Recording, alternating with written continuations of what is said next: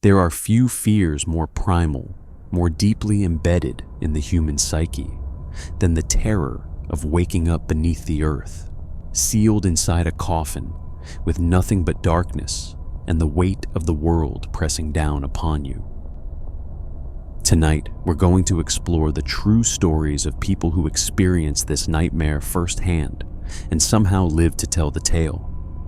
For centuries, the boundary between life and death was terrifyingly unclear. Before modern medicine brought us stethoscopes, electrocardiograms, and rigorous protocols for determining when someone had truly passed from this world into the next, the declaration of death was often little more than an educated guess. A doctor would hold a mirror to the patient's nose, looking for the faintest trace of breath. Perhaps they would feel for a pulse at the wrist, though even this was unreliable when dealing with those who had slipped into deep comas or states of suspended animation. The consequences of these limitations were as inevitable as they were horrifying. Throughout the 18th and 19th centuries, a very specific terror gripped Europe and America. It was given the clinical name taphophobia, derived from the Greek words for grave and fear, and it was not the irrational paranoia we might dismiss today. This was a fear rooted in newspaper headlines, medical case studies, and whispered accounts from gravediggers who knew things they wished they could forget. In 1817, a man named John Snart published a book called The Thesaurus of Horror, in which he claimed that perhaps one person in every 1,000 was consigned to an early grave while still breathing. Other estimates were even more alarming. One 1895 study by a reverend named J.G. Ousley claimed that at least 2,700 people a year were mistakenly buried in England and Wales alone. Whether these numbers were accurate or wildly exaggerated, the effect on public consciousness was the same. People were terrified. The fear preoccupied even the most famous minds of the era. George Washington, on his deathbed in 1799, instructed his secretary with specific orders about his body. He said not to let his body be put into the vault in less than 3 days after he was dead. The great composer Frédéric Chopin shared similar anxieties and demanded that upon his death, his heart be cut out from his chest, just to make absolutely certain he would not wake up beneath the earth. The fairy tale author Hans Christian Andersen reportedly kept a note by his bedside that read simply that he only appeared to be dead in case anyone should find him in a death-like sleep and mistake it for the permanent variety. And the inventor of dynamite, Alfred Nobel, specified in his final wishes that his veins should be opened and his body inspected for signs of life before any burial arrangements were made. These fears were not confined to the paranoid or the overly cautious. They extended to scientists, doctors, and reformers who believed something needed to be done. In 1896, a social reformer named William Tebb co-founded an organization with a name that would have seemed absurd in any other era, the London Association for the Prevention of Premature Burial. This was not a satirical society or a gathering of eccentrics. It was a serious organization dedicated to ensuring that people were definitively, irreversibly dead before being lowered into the ground. The terror inspired innovation, though perhaps innovation is too generous a word for the macabre contraptions that emerged from this era. Throughout the 1800s, inventors across Europe and America rushed to patent what became known as safety coffins.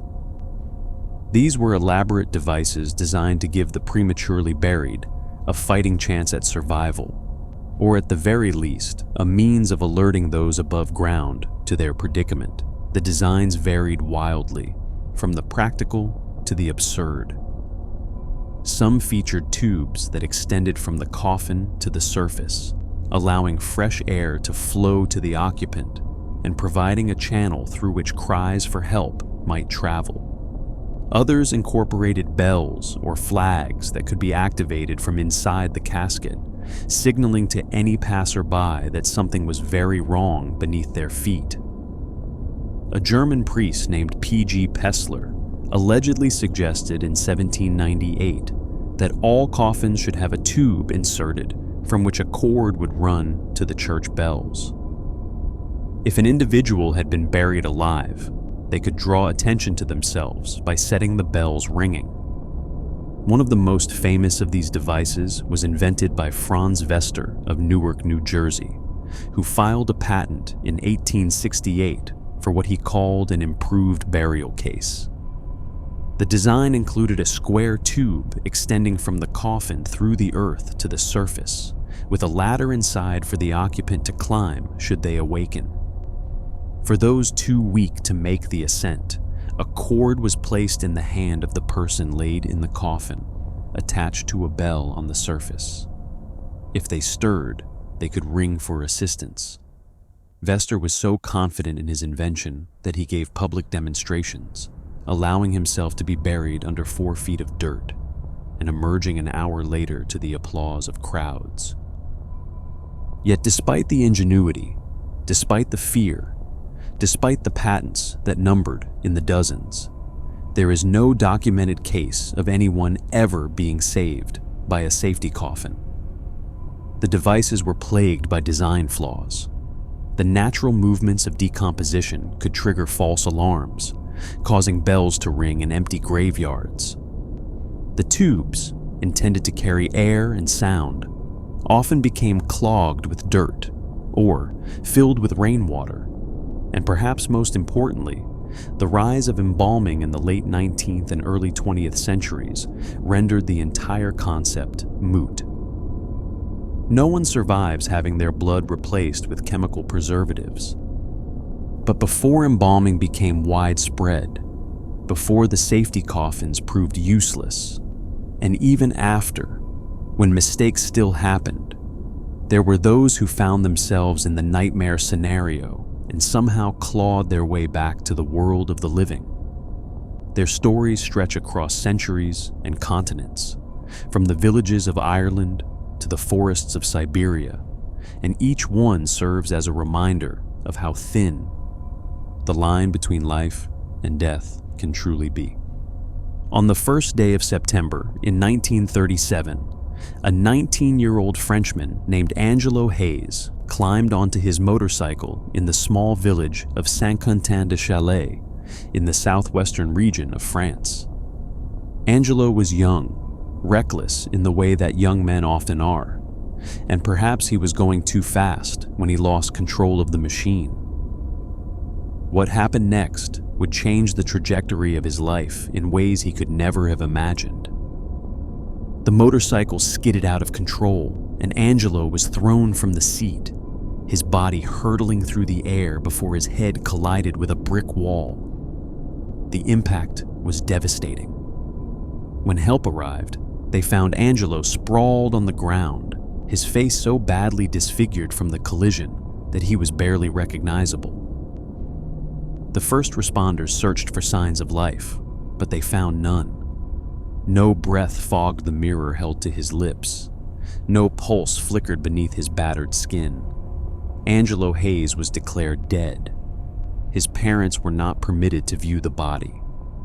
The damage was too severe, too disturbing for grieving family members to see. Instead, Angelo was placed in a coffin, and 3 days after the accident, he was buried in the local cemetery. His family mourned. His friends paid their respects. And the earth covered over what everyone believed was the final resting place of a young man taken too soon. But the story does not end there, because Angelo's father had recently taken out a life insurance policy on his son, and the insurance company grew suspicious. The timing seemed too convenient, the circumstances too coincidental. They demanded that the body be exhumed so that a thorough investigation could be conducted. 2 days after Angelo had been lowered into the ground, workers returned to the cemetery with shovels and picks. The coffin was lifted from the earth, the lid was pried open, and those gathered around witnessed something that defied explanation. Angelo's body was still warm. He had been in the grave for 2 full days, sealed in a coffin beneath several feet of dirt, and yet his flesh still held the warmth of life. Medical experts who examined him came to a remarkable conclusion. The head injury had sent Angelo into a coma so deep, so profound, that his body's need for oxygen had slowed to almost nothing. His heart had continued to beat, though at a rate so faint it was undetectable. His lungs had continued to draw breath, though so shallowly that no mirror could catch it. In essence, his body had shut down everything except the most basic functions necessary to keep him alive, and in doing so, it had allowed him to survive conditions that would have killed anyone else. Angelo was rushed to medical care, where doctors worked to save him. He underwent numerous surgeries to repair the damage to his face and skull. His recovery was long, painful, and uncertain, but against all odds, he made it through. He woke from the coma that had nearly cost him his life, and he emerged from the ordeal with a story that would make him famous throughout France. In the years that followed, Angelo became something of a celebrity. People traveled from across the country to meet the man who had been buried alive and lived to tell the tale. He was interviewed by newspapers, featured in magazines, and discussed in medical journals. But Angelo was not content to simply tell his story. He wanted to ensure that no one else would ever face the same nightmare he had endured. He became an inventor, dedicating himself to the creation of a safety coffin unlike any that had come before. His design was elaborate, almost luxurious in its provisions for the accidentally interred. It featured thick upholstery for comfort, a food locker stocked with provisions, a chemical toilet for obvious necessities, a radio transmitter to call for help, alarm bells to alert those above ground, and even a library of books to pass the time while waiting for rescue. Some accounts claim it also included a small oven and refrigerator. Angelo demonstrated his invention at fairs and exhibitions, once spending 30 hours buried underground in his creation at a fair in Saint-Olay in 1974, and later surviving 2 full days buried at another event in 1984. Angelo's case attracted the attention of medical researchers and historians alike. British author and physician Jan Bondison, who wrote extensively about the history of premature burial, called Angelo's ordeal probably the most remarkable 20th century instance of alleged premature burial. The medical explanation for his survival was remarkable in itself. The trauma to his brain had triggered a protective mechanism, a shutdown of higher functions that reduced his body's need for oxygen to an absolute minimum. His heart continued to beat, but so slowly and faintly that it was undetectable to the doctors who examined him. His breathing continued, but at such a shallow rate that no visible signs of respiration could be observed. In essence, Angelo's body had placed itself into a state of suspended animation, hovering in the borderland between life and death. The loose soil of his grave may have also played a role in his survival. Unlike a modern sealed casket, the simple coffin in which Angelo was buried allowed some air to seep through. The earth above him was not packed tight, leaving small pockets where oxygen could accumulate. These factors, combined with his body's dramatically reduced need for oxygen, created the conditions that allowed him to survive what should have been certain death. Angelo Hayes lived a long life, far longer than anyone might have expected for a man who had died at 19. He married, raised a family, and became a local legend in the region where he had once been buried. He passed away on January 12, 2008, at the age of 90. His story remains one of the most remarkable cases of premature burial ever documented, a testament to the strange resilience of the human body and the thin margin that separates life from death. In the sweltering summer of 1915, in the small town of Blackville, South Carolina, a 30-year-old woman named Essie Dunbar collapsed to the floor of her home. Essie had suffered from epilepsy throughout her life, but this seizure was different. This time, when the convulsions stopped, Essie did not wake up. Her family gathered around her still form, watching for any sign of breath, any flicker of movement. There was nothing. A doctor was summoned, a man named D.K. Briggs, who served the community of Blackville. Dr. Briggs examined Essie with the limited tools available to him in that era and that place. He found no pulse. He detected no breathing. He declared Essie Dunbar dead. In those days, particularly in the rural South, funerals were conducted quickly.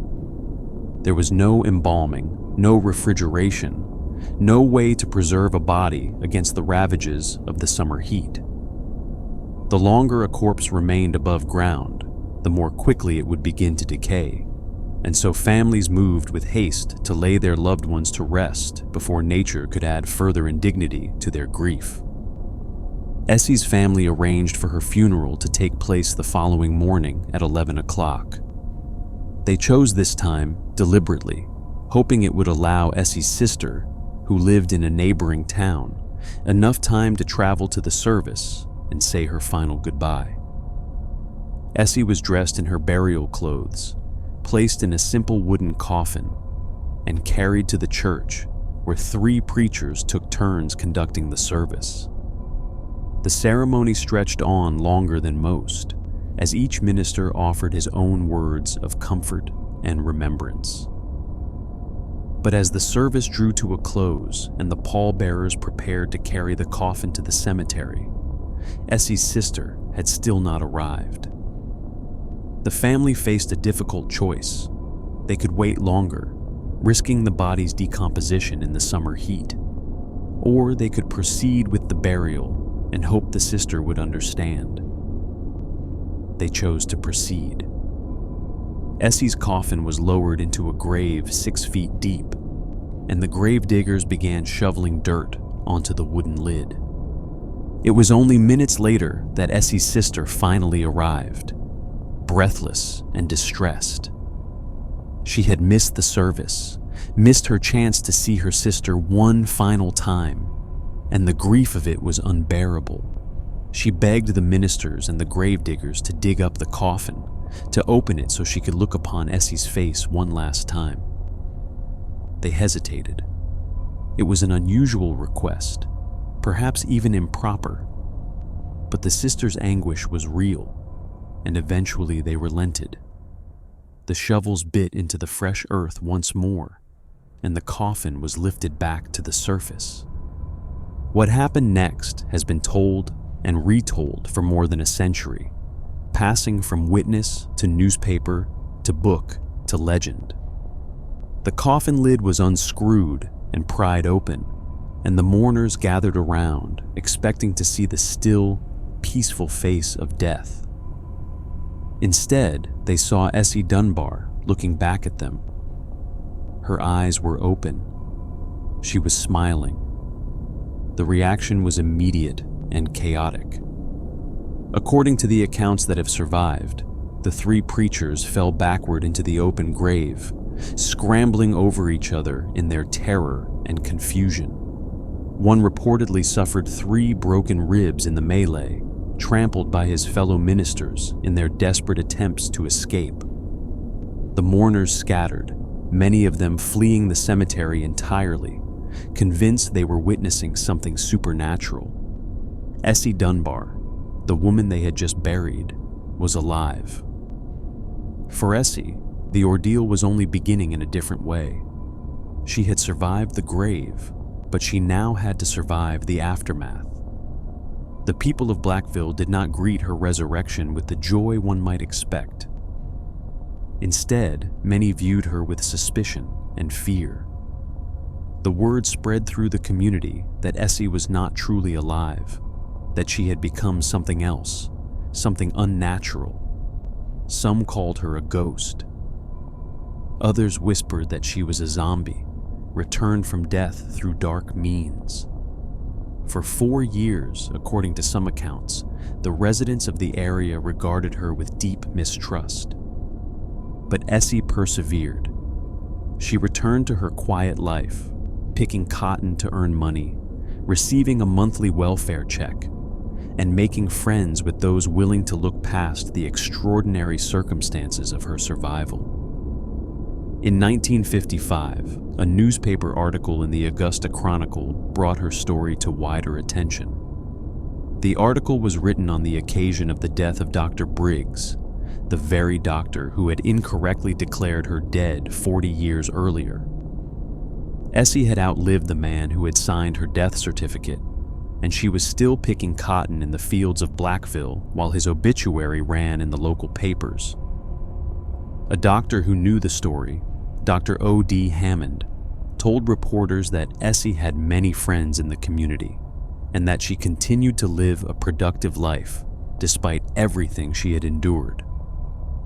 The story of Essie Dunbar has been told and retold over the decades, appearing in books about premature burial, in newspaper articles, and in collections of strange but true tales. Some historians have questioned the accuracy of certain details, noting that no contemporary accounts from 1915 have been found to corroborate the story. The evidence that does exist comes primarily from accounts written decades later, passed down through oral tradition and local memory. But whether every detail is precisely accurate, or whether some embellishment has occurred over a century of retelling, the core of the story remains compelling. A woman was buried. A woman was dug up. A woman was found to be alive. Essie Dunbar finally died, definitively and permanently, on May 22, 1962, at the age of 77, at Barnwell County Hospital in South Carolina. The headline announcing her death reportedly read that the final funeral had been held for the South Carolina woman. This time, there were no surprises. On the 2nd day of October in 1571, in the small village of Brocking in the English county of Hertfordshire, a funeral procession wound its way down a narrow lane toward the Church of St. Mary the Virgin. At the center of the procession was a simple wooden coffin carried by pallbearers, containing the body of a young farmer named Matthew Wall. Matthew had been engaged to be married, his whole life stretching out before him when he had been struck down by what appeared to be sudden death. The circumstances of his death are lost to time. Some accounts suggest he suffered from epilepsy and had experienced a seizure so severe that it mimicked death entirely. Others propose he had fallen into a coma of unknown origin. Whatever the cause, the doctors of the era had examined him and found no signs of life. Matthew Wall was dead, and so the funeral proceeded. The lane leading to the church, known as Fleece Lane, was steep in places, and that autumn had been wet. Fallen leaves carpeted the ground, slick with rain and morning dew. The pallbearers walked carefully, mindful of their burden and the difficult terrain. But fate had other plans. One of the pallbearers, whose name has not survived the centuries, lost his footing on the slippery leaves. He stumbled, his grip on the coffin faltering, and in that moment of lost balance, the coffin slipped from the pallbearer's grasp. It fell to the earth with a heavy thud, the impact jarring the wood and everything inside. The mourners stood frozen in horror at the accident, the bride-to-be surely devastated by this final indignity to her beloved. But horror turned to something else entirely when a sound emerged from inside the coffin. A banging, a thumping, and then, muffled but unmistakable, cries for help. Matthew Wall had awakened. The jolt of the coffin hitting the ground had been enough to rouse him from whatever death-like state had held him prisoner. He was trapped inside a wooden box, confused and terrified, and he was pounding against the lid with every ounce of strength he possessed. The pallbearers scrambled to open the coffin, their fear of disturbing the dead overcome by the unmistakable sounds of life. When the lid was finally removed, Matthew sat up and looked around at the shocked faces surrounding him. He was alive. The funeral that had been arranged for him would have to wait. Matthew Wall recovered from his ordeal and went on to live the life he had nearly been denied. The following year, he married the fiancée who had mourned him so briefly, and together they had children. He worked his farm, participated in village life, and for 24 years, he enjoyed the second chance that a slip on wet leaves had granted him. When Matthew finally died for real in 1595, he left behind a will with unusual provisions. He wanted his near burial to be commemorated every year on the 2nd of October, the anniversary of his accidental resurrection. He specified that the church bells should be rung, first tolling as for a funeral and then pealing as for a wedding, marking both the death he had escaped and the life he had claimed. He also requested that Fleece Lane should be swept clean of leaves every year so that no one else would ever slip as his pallbearers had slipped. It was a strange request, given that without those wet leaves, Matthew would surely have been buried alive. The village of Brawing honors Matthew Wall's wishes to this day. Every October 2nd, a celebration called Old Man's Day takes place. The local children gather with brooms to sweep Fleece Lane clean of autumn leaves. The church bells ring out over the village. Prayers are said at Matthew's grave, and songs are sung to commemorate his remarkable escape. It is a tradition that has continued unbroken for more than 400 years, kept alive by a man who refused to stay dead. The story of Margorie McCall has become one of the most famous tales of premature burial in European history, though historians continue to debate how much of it is fact and how much has been embellished through centuries of retelling. What is certain is that a gravestone stands in Shankle Cemetery in the town of Lurgan, in County Armagh, Ireland, bearing an inscription that reads, "Margorie McCall, lived once, buried twice." According to the legend, Margorie was a young woman living in Lurgan sometime in the early 18th century, married to a man named John McCall, who was reportedly a doctor. The exact year varies depending on which account you read, with some sources placing the events in 1695 and others in 1705. What they agree upon is that Margorie fell victim to a fever, one of the countless unnamed illnesses that swept through communities in those days before modern medicine. Margorie's condition deteriorated rapidly. Her family and husband watched helplessly as she grew weaker, slipping into what appeared to be death. John McCall, for all his medical training, could find no signs of life in his wife. He declared her dead, and the family made preparations for a swift burial. In an era when contagion was poorly understood but widely feared, the dead were often buried quickly to prevent whatever sickness had claimed them from spreading to the living. But there was a complication. On Margorie's finger was a valuable gold ring, a wedding band that her husband had given her. John tried to remove it before the burial, but Margorie's fingers had swollen, either from the fever or from the early stages of death, and the ring would not budge. With heavy heart, John allowed his wife to be buried with the ring still on her finger, He likely thought nothing more of it, consumed as he was by grief. That night, under cover of darkness, grave robbers came to Shankle Cemetery. This was not unusual in that era. The trade in corpses was brisk, with medical schools and anatomists willing to pay handsomely for fresh bodies to study and dissect. Jewelry buried with the dead was an additional prize, easy to remove and easy to sell. The thieves knew that Margorie McCall had been buried that day, and they knew about the ring. They dug up the fresh grave with practiced efficiency, lifted the coffin lid, and found Margorie's body just as they had hoped. The ring glinted on her finger, but like John McCall before them, they could not pull it free. The finger had swollen too much, the ring seated too firmly. So they did what grave robbers often did in such circumstances. They took out a knife and prepared to cut the finger off entirely. The blade bit into Margorie's flesh, drawing blood. And in that moment, Margorie McCall sat up in her coffin and screamed. The effect on the grave robbers can only be imagined.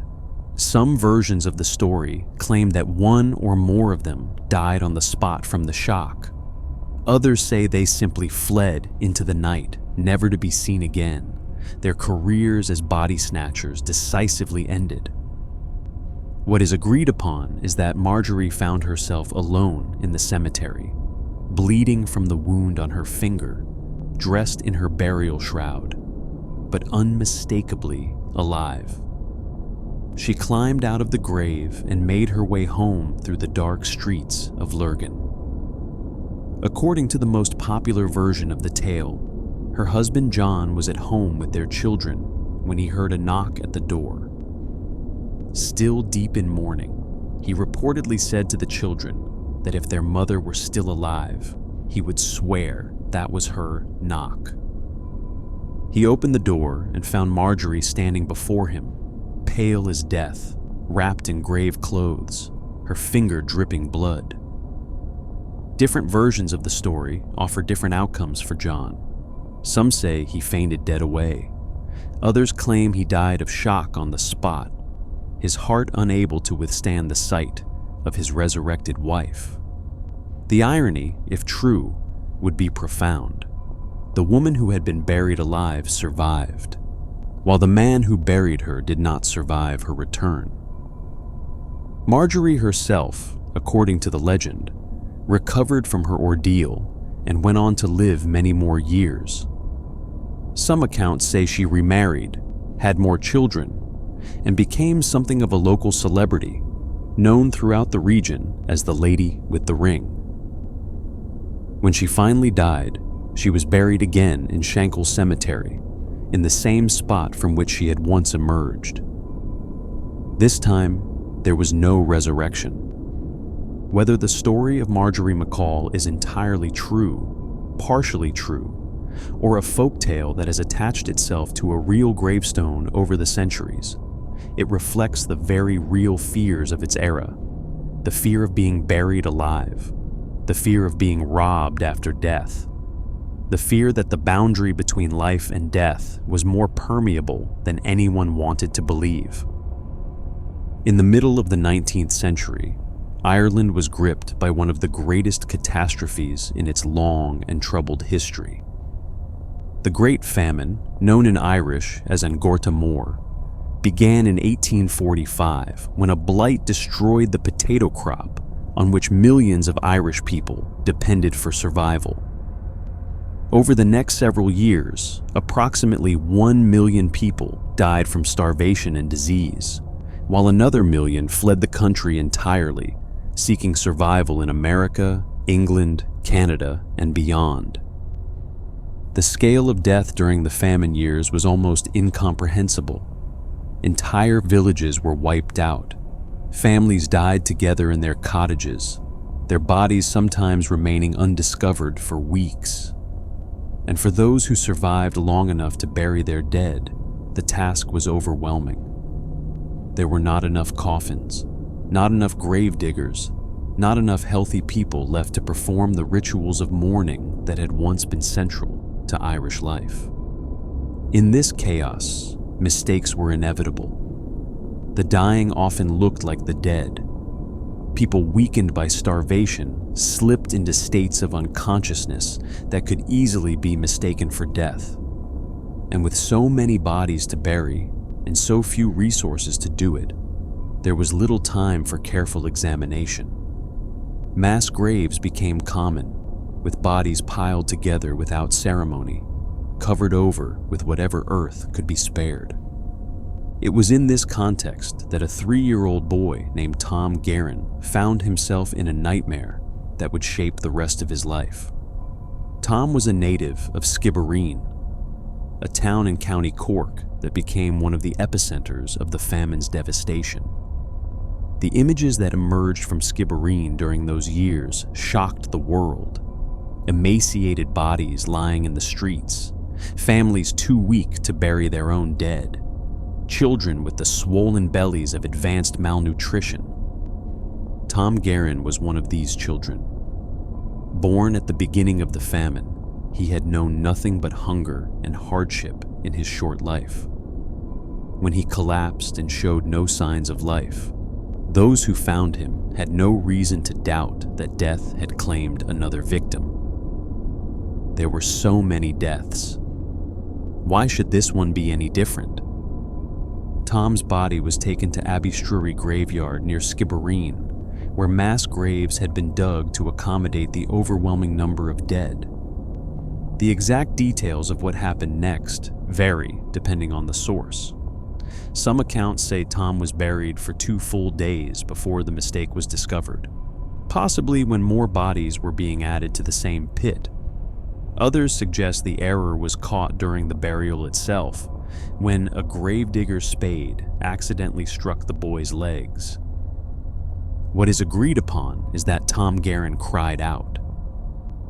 Whether it was the blow of the spade or some other stimulus that roused him, the sound of a child's voice emerging from a mass grave must have been among the most horrifying things imaginable. And yet, for Tom, it was salvation. He was pulled from the pit, examined, and found to be alive. But survival came at a cost. The injuries Tom sustained during his burial, including the broken legs from the gravedigger's spade, left him permanently crippled. He would walk with difficulty for the rest of his life, his legs a constant reminder of the grave he had narrowly escaped. Despite his handicap, Tom Guerin persevered. He grew up in an Ireland still recovering from the famine, struggling financially as so many did in that era, but he maintained a cheerful disposition that impressed those who knew him. He even developed a talent for poetry, using his verses to navigate a world that had tried to bury him before he could even begin to live. One of Tom's most famous poems was written when he applied for a pair of boots from the authorities, a request made necessary by his crippled condition. The poem he composed to support his application has survived to this day.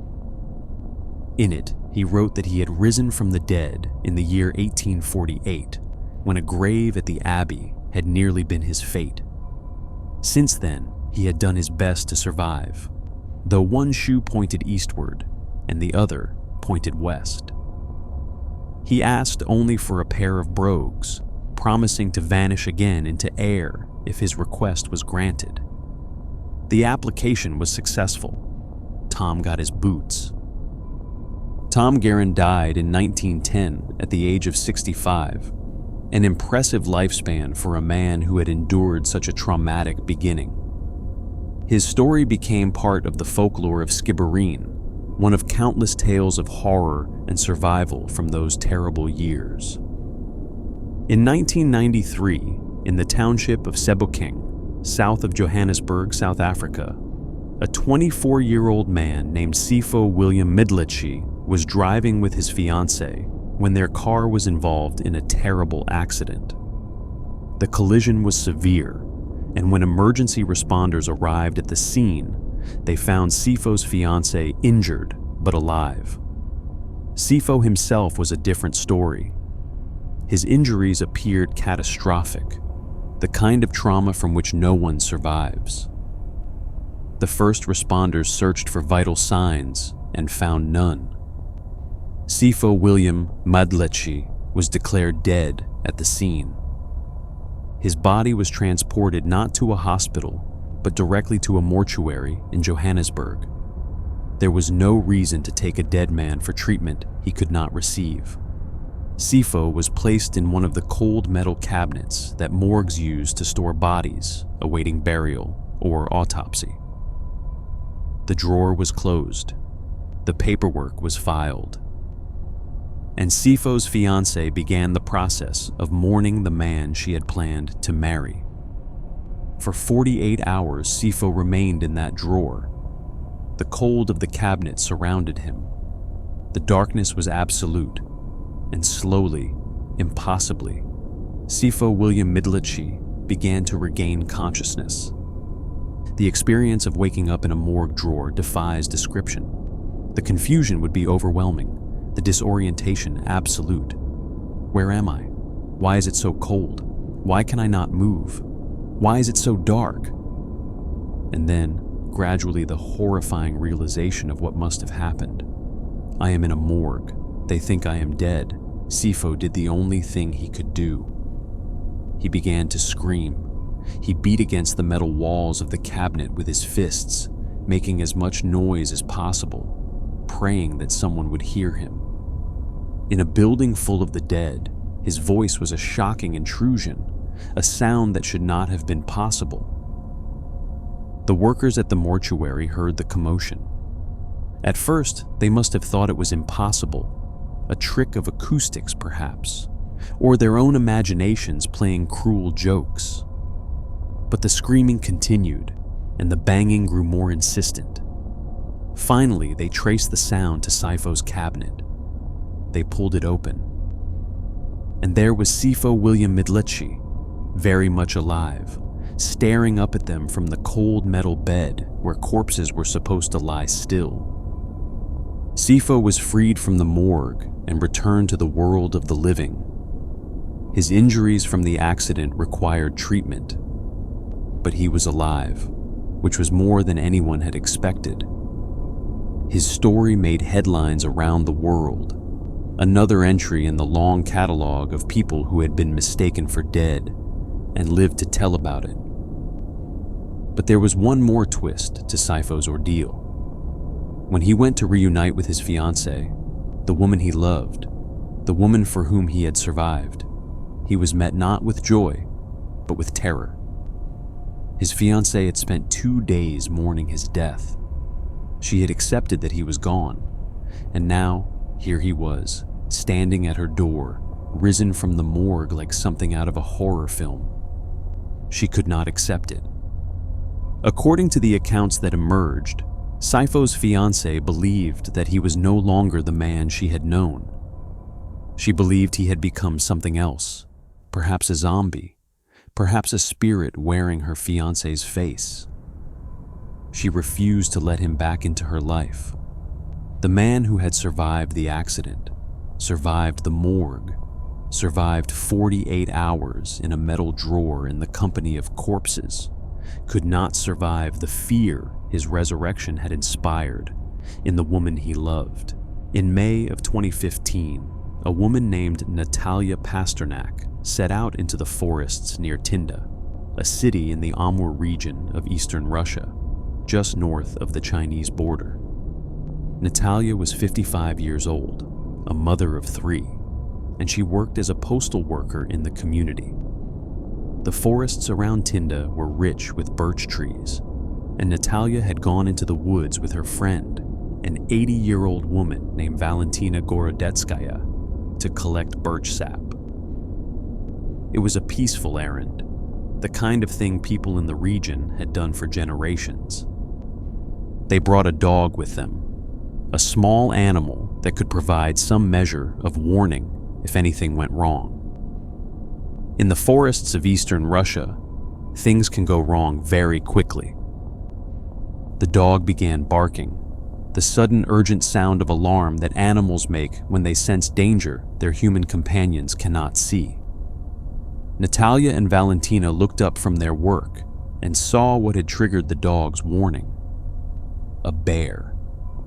A 4-year-old female, possibly protecting territory, possibly simply hungry, was charging toward them through the trees. Natalia's first instinct was to run. She started to flee, but then she looked back and saw Valentina, 80 years old, unable to move as quickly as the situation demanded. She stopped. She could not abandon her friend to the bear. That moment of hesitation, that act of selflessness, would nearly cost Natalia her life. The bear reached Natalia and attacked. What followed was a nightmare of teeth and claws, of desperate struggle against an animal that outweighed her by hundreds of pounds and possessed strength that no human could match. Valentina tried to help, striking the bear with a stick, drawing its attention for brief moments, but it always returned to Natalia. The mauling seemed to go on forever. At some point during the attack, Valentina managed to escape. She fled through the forest, making her way to a water treatment facility where she could call for help. Emergency services were alerted. Police and wildlife specialists rushed to the scene. But by the time they arrived, Natalia was nowhere to be seen. What they found instead was the bear, still in the area, guarding something. Bears have a behavior that is well documented by wildlife experts. When they kill prey, or when they believe they have killed prey, they often bury the carcass to save it for later. The burial slows decomposition and masks the scent that might attract other predators. The bear will then stay near its cache, protecting its future meal from any who might try to steal it. The bear had buried Natalia Pasternak. She lay beneath a mound of leaves and dirt, her body torn and bleeding from the attack. Her legs had been gnawed to the bone. Her scalp was torn. By every reasonable measure, she should have been dead. But Natalia was not dead. She was conscious beneath the debris, praying aloud, waiting for rescue or death, whichever came first. The rescue team approached, and the bear charged at them, defending its buried prize. They had no choice but to shoot the animal. Only after the bear was dead could they search for Natalia. They found her arm protruding from the pile of leaves, bloody with claw wounds. They dug her out and were astonished to find her alive. Her first words, according to the accounts, were a question. She asked if they had killed the bear. Natalia Pasternak was rushed to a hospital where doctors worked to save her life. Her injuries were severe. Her legs were destroyed. She had lost massive amounts of blood. The wounds to her head and body required extensive treatment. But she survived. Against all odds, buried alive by a bear that had tried to save her for its next meal, Natalia Pasternak survived. In the hospital, Natalia reflected on what she had experienced. She later told reporters that during the attack, a quick thought had hit her. She had thought that if the bear took her legs, she would be disabled for the rest of her life, and that it would be better to die than to be a burden to her children. But she had not given up. Even as the bear dragged her away, even as it buried her beneath the forest debris, she had clung to life. She spoke of the power of faith in her survival. Despite such a nightmare, she said, she had not gone mad. A prayer that she had screamed out loud had helped her. The prayer had given her something to focus on, something beyond the horror of her situation, and it had kept her conscious and alive until rescue arrived. Natalia credited her friend Valentina with saving her life. The 80-year-old woman had shown remarkable courage, striking the bear with a stick, drawing its attention away from Natalia, and then running through the forest to summon help despite her advanced age. Without Valentina's actions, Natalia would certainly have died, either from the attack itself or from exposure and blood loss in the hours that followed. In the years since, her story has spread around the world. The photographs and video of her rescue, showing her bloodied arm emerging from the forest debris, are difficult to look at. But they also serve as a testament to human resilience, to the will to survive even in circumstances that seem impossible. Natalia recovered from her injuries, though the physical and psychological scars remain. She had faced one of nature's most powerful predators, had been left for dead, had been buried beneath the earth, and had lived to tell about it. On October 16th, 2022, in the city of Lacey, Washington, a woman named Young Suk An was at home when her estranged husband arrived. Young was 42 years old, and she and her husband, Chae Kyung An, were in the process of a bitter divorce. The relationship had been troubled for some time. Young had filed for a domestic violence protection order against Chae, a 53-year-old retired military veteran. The couple had children together, but the marriage had become toxic, and Young was trying to extract herself from it. That afternoon, the two were discussing the divorce and the financial matters that accompany such things. Chae was angry about the prospect of losing his pension to the divorce settlement. He had reportedly said that he would rather die than give his retirement money to his wife. The conversation escalated. The argument grew heated. And then, Chae attacked. According to the account Young later gave to investigators, Chae punched her repeatedly in the head, threw her to the ground, and then bound her hands behind her back with duct tape. He taped her eyes, her thighs, her ankles, and her mouth, rendering her completely helpless. Young was trapped in her own home, unable to see, unable to move, unable to call for help. But Young was wearing an Apple Watch, and in a moment of desperate ingenuity, she managed to activate it. She sent an emergency notification to her daughter and to her best friend. She even managed to call 911, though with her mouth taped shut. All the dispatcher could hear were muffled sounds, what seemed like gagged speech, and banging and struggling in the background. The line went quiet. The call ended. The dispatcher sent police to investigate, but by the time they arrived, Young was gone. Chae had discovered the watch. He smashed it with a hammer and then dragged Young out of the house and into his vehicle. He drove her to a wooded area, a remote location where no one would hear her screams. There, he dug a hole. He stabbed Young in the chest, and then he placed her bound body into the shallow pit and covered it with branches and dirt. According to Young's account, she could hear Chae walking around above her after she was buried. She could hear him adding more dirt, more debris, making sure his work was complete. She was bleeding from the stab wound. She was bound and gagged. She was buried in the earth.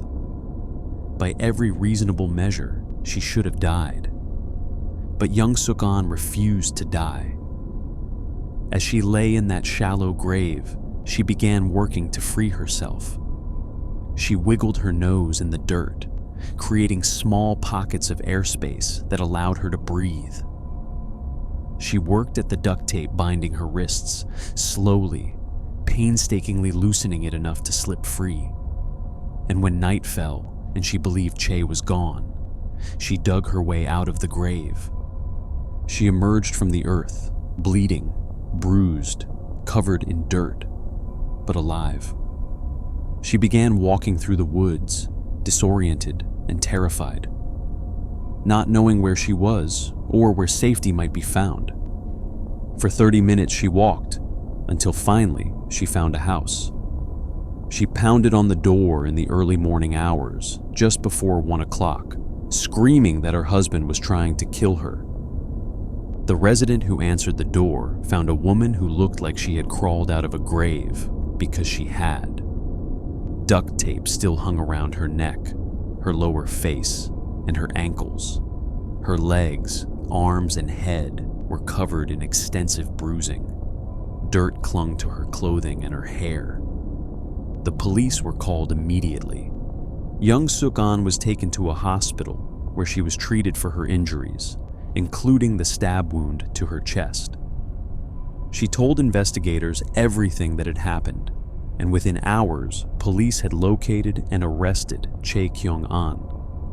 He was charged with attempted first-degree murder, first-degree kidnapping, first-degree assault, and felony harassment with a domestic violence enhancement. The legal proceedings that followed brought some measure of justice. Chae eventually pleaded guilty to second-degree attempted murder. In April of 2024, he was sentenced to 165 months in prison, approximately 13 and a half years, followed by 36 months of community custody.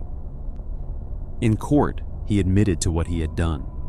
He said that on October 16, 2022, with the intent to cause the death of his wife, he had kidnapped her from their home, taken her to the woods, assaulted her, placed her bound in a hole, and covered her with branches. Young Suk-an survived. She had been stabbed, bound, buried alive by the man she had once married, and she had clawed her way back to life through sheer determination.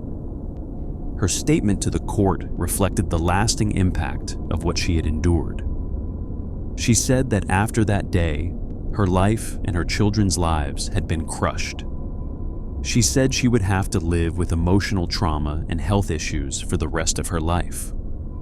The scars, both visible and invisible, would never fully heal. These are the stories of those who face the nightmare that has haunted human imagination for centuries. They were buried alive, sealed in coffins, trapped in morgue drawers, covered with dirt by those who wanted them dead, or by those who simply believed they already were. And against all odds, against the weight of the earth and the darkness of the grave, they survived. Thank you for listening tonight. If these stories resonated with you, please consider giving this video a like and subscribing to the channel. Your support helps bring more stories like these to life. Until next time, rest well, and may your sleep be peaceful.